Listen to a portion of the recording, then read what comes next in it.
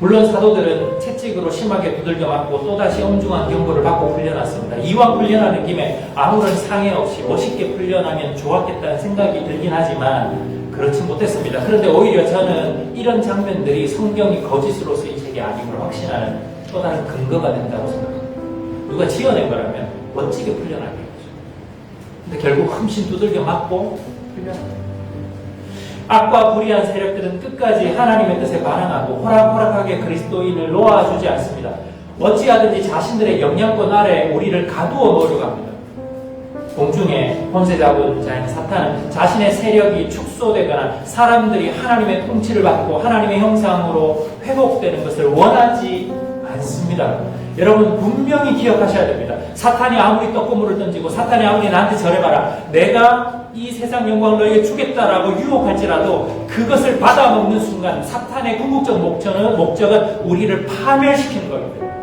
하나님은 어떤 상황, 때로는 우리가 마음에 들지 않는 상황으로 인도하시더라도 우리에게 최선을 주시려고 하시는 분이시지만, 우리에게 아름다운 하나님의 형상을 회복시키려고 하시는 분이시지만, 사탄의 목적은 어떻게든 우리를 자기의 죄와 사망의 권세를 가둬서 우리를 파멸시키는 것이 사탄의 목적이고, 결코 사탄은 그것을 포기한 적이 없습니다.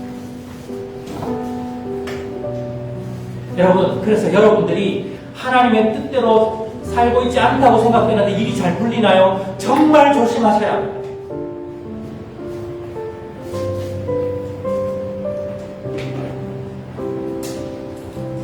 예수 그리스도는 죽음의 세력을 잡은 자인 사탄을 멸하시고 죽음의 공포에 쌓여 종노릇하는 인류를 구원하시기 위해서 오셨습니다.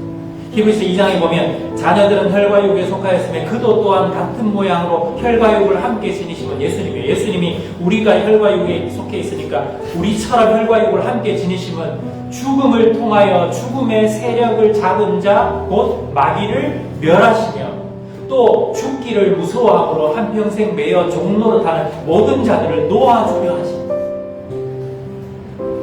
예수님이 우리처럼 육신을 입고 오셔서 십자가에 죽으시는 것은 죽음의 세력의 진지 안으로 들어가서 그 죽음의 세력을 잡은 자 마귀를 멸하시려고 그분이 죽음으로 들어가신 겁니다.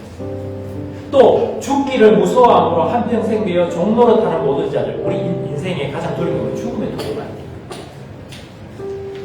우리 죽는 게 두려워서 이렇게 열심히 사는 거 아니에요. 잘 살아보려고, 좀 더 오래 살라고, 건강하게 살라고, 안 죽으려고. 왜? 죽는 게 너무 두려워. 그것 때문에 사탄이 시키는 대로 하는 거라고. 그런데 그런 종로로 사는 자들을, 죽음이 두려워서 한평생 종로로 사는 자들을 놓아주려고, 해방시키려고, 자유케 하시려고 예수님이 우리처럼 인간에 되어 오셔서 십자가를 죽으셨어요. 그래서 예수 그리스도께서 인간으로 오신 것은 자신의 죽음을 통해 죽음의 권세를 물리치고 죽음의 권세 아래 종로로 산 우리를 구원하시고 자유케 하시기 위해서 오셨어요. 예수 그리스도는 죄와 사망의 어두움 가운데 갇힌 이 세상을 밝히기 위해 빛으로 오셨습니다. 무엇보다 사탄과 죽음의 공포 가운데 매여있는 인류를 구원하시기 위해 오셨어요.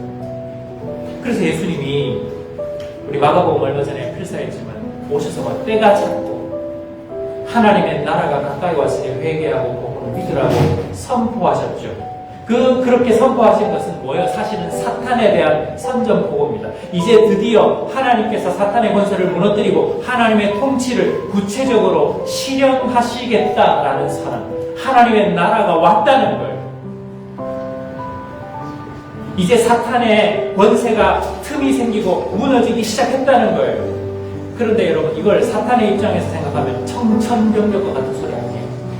자신의 왕국이 파괴되어서 무너진다는 소리이기 때문에 죄와 죽음의 권세가 의와 생명의 나라로 변화되기 시작할 거라는 것, 이게 하나님의 복음이에요. 하나님의 복음. 여러분, 왜 사탄이 끝까지 그리스도인들을 박해하고 사람들에게 복음이 전해지지 못하게 하는지 좀 감이 잡히세요?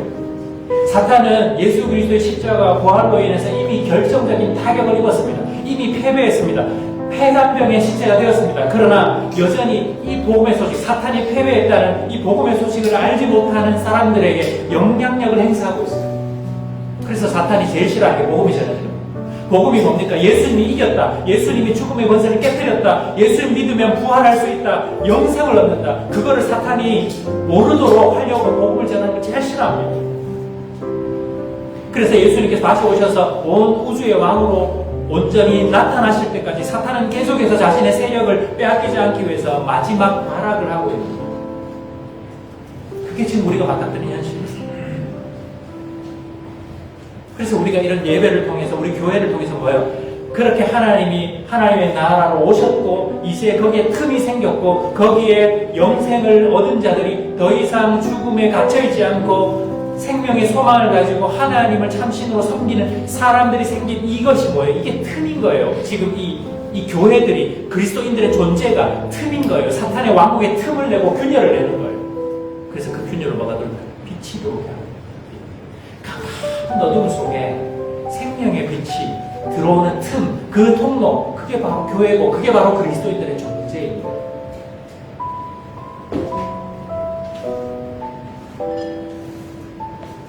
그런데 놀라운 것은 사도들의 태도입니다. 그들은 채찍질 당하고 심한 협박을 받고 풀려났지만 예수의 이름을 위하여 이런 수치와 모욕을 당하는 것을 오히려 뭐예요? 기뻐한다. 41절 보십시오. 사도들은 그 이름을 위하여 능욕받는 일에 합당한 자로 여기심을 기뻐하면서 공의 앞을 따릅니다.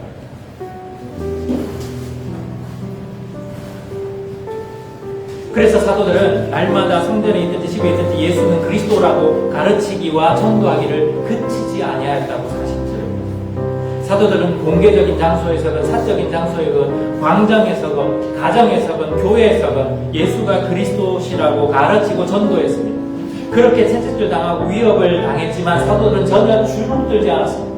그들은 오직 하나님의 명령만을 따를 뿐이었죠.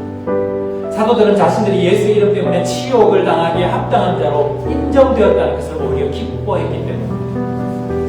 사도들은 자신들이 예수님의 이름 때문에 모욕과 수치를 당하는 것을 오히려 명예롭게 생각했습니다. 예수님의 이름을 위한 모욕과 수치가 명예가 되었습니다. 사도들은 예수의 이름 때문에 고난을 받고 박해를 받는 것이 아무나 경험할 수 있는 일이 아니라고 생각한 것입니다.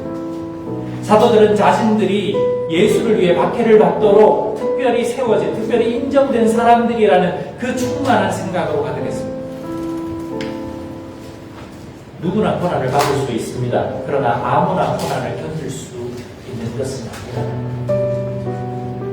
여러분, 기독교에는 특혜가 있습니다.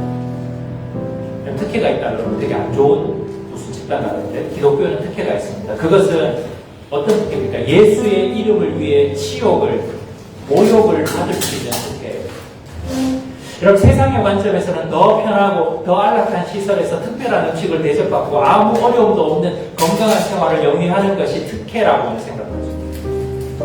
남들보다 더 많이 누리고 다른 사람보다 더 큰 편리를 얻는 것을 특혜라고 생각합니다. 하지만 기독교에서의 특혜는 예수의 이름을 위해서 치욕을 받는 것. 예수의 이름을 위해서 치욕을 받는 것. 그게 특혜입니다. 그 치욕을 통해서 우리는 예수님의 고난에 동참하는 것입니다. 그럼 우리가 고난을 받아야만 고난받는 자들을 이해할 수 있습니다. 고난을 받을 때 고난받는 자들과 마음으로 진정으로 연대할 수가 있습니다. 가난하고 연약한 교회여야 다른 많은 고난을 받는 가난한 자들의 마음을 이해할 수 있고 연대할 수가 있습니다. 그래서 여러분, 우리가 잘 생각해야 합니다. 저는 우리 교회가 잘 성장해서 정말 이쁘고 번듯한 교회당을 잘 짓고 또 교통이 참 좋은 그런 자리에 떡하니 교회당을 잘 짓고 그 안에 정말 멋진 에어컨이 나오고 멋진 히터가 나오고 또 여러 소그룹 장소가 있고 여러 문화적인 그런 아름다운 것들을 누리는 교회였으면 좋겠습니다. 그 마음은 솔직한 마음입니다. 그러나 우리가 그러면서도 하나 주의할 것은 뭐냐면 지금 우리 교회가 이렇게 재정이 없고 교회당에 정한 공간이 없어서 이곳저곳 이렇게 전 세입자들이 겪는 고통처럼 이렇게 저렇게 눈치 보며 떠밀려 다녀야 하는 이 상황 속에서 우리는 우리와 비슷한 처지에 있는 많은 교회들, 여러분 우리 한국당의 80% 90% 이상 우리와 비슷하거나 우리보다 못한 상황에 있는 교회들이 수두룩합니다. 여러분, 우리가 되게 성공 가도를 달리고 되게 부유하게 살고 아무 어려움이 없는 거 물론 좋은 일입니다. 그러나 우리가 예수의 이름을 위해서 혹은 그리스도인으로 살아가는 통해서 우리가 의도적으로 때로는 희생하고 포기하고 낮아지고 그런 그 선택함을 통해서 예수님의 고난에 동참하고 그리고 고난받고 있는 많은 사람들의 심정을 느끼고 그런 어려운 상황 속에서 우리가 함께 연대하고 함께 그 공감할 수 있는 것, 그건 우리에게 너무나 필요한 축복입니다. 많은 그리스도인들이 예수의 이름을 위해서 수치와 모욕을 받는 것을 기뻐하지 않습니다. 그리스도인들조차 세상에서 남들보다 더 많이 가지고 더 많이 누리는 것을 선호합니다. 그리고 예수의 이름을 위하여 치욕스러운 일을 경험하고 싶어하지 않습니다. 하지만 성경에서 진정한 축복은 의를 위하여 박해를 받는 것입니다. 예수님께서 마태복음 5장 10절 12절에 복이 있는 사람에 대해서 말씀하시면서 의를 위하여 박해를 받는 자는 복이 있다. 천국이 그들의 것이다. 라고 말씀하셨습니다. 또 나로 말미암아 너희를 욕하고 박해하고 거짓으로 너희를 거슬러 모든 악한 말을 할 때에는 너에게 복이 있다. 기뻐하고 즐거워하라. 하늘에서 너희의 상이 큼이라. 너희 전에 있던 선지자들도 이와 같이 박해하였느니라 라고 말씀하셨습니다. 예수님은 우리 제자들에게 우리가 예수의 이름 때문에 수치를 당할 때 그것이 복이고 그것 때문에 기뻐하고 즐거워하라고 말씀하십니다. 그럴 때 하나님 나라에서 우리의 상이 크다고 말씀하셨고 그런 박해를 받는 그리스도인들은 구약의 선지자의 반열에 우리를 올려놓으십니다. 그러니 이것이 얼마나 놀라운 뜻입니까? 이사야, 예레미야, 에스겔 같은 그런 놀라운 선지자들의 반열에 우리를 올려놓으십니다. 혹시 예수의 이름 때문에 세상에서 수치와 모욕을 당했습니까? 여러분이 예수 믿는다는 이유 때문에 예수 교회 다니고 예수의 제자는 이유 때문에 수치와 모욕을 당했습니까? 그렇다면 기뻐하고 즐거워하십시오. 하늘에서 상이 큽니다. 하나님은 다 보고 계십니다. 하나님은 다 아십니다. 하나님은 이 세상에서 자신의 이름을 위해서 고난받고 희생한 그 상을 잊지 않으십니다. 그리고 그것이 성경적 축복입니다. 만일 우리 삶에 이런 고난이 찾아온다면 그것은 우리가 그만큼 하나님께 인정을 받았다는 뜻입니다. 예수의 이름을 위해 고난받지 않아서 안심입니까? 여러분 기뻐할 일이 아닙니다. 하늘에서 상이 크지 않다는 의미입니다. 진정한 축복을 받지 못했다는 뜻입니다. 만일 우리 삶에 예수의 이름 때문에 치욕스러운 일을 당한다면 원망하거나 슬퍼하지 마십시오. 오히려 기뻐하십시오.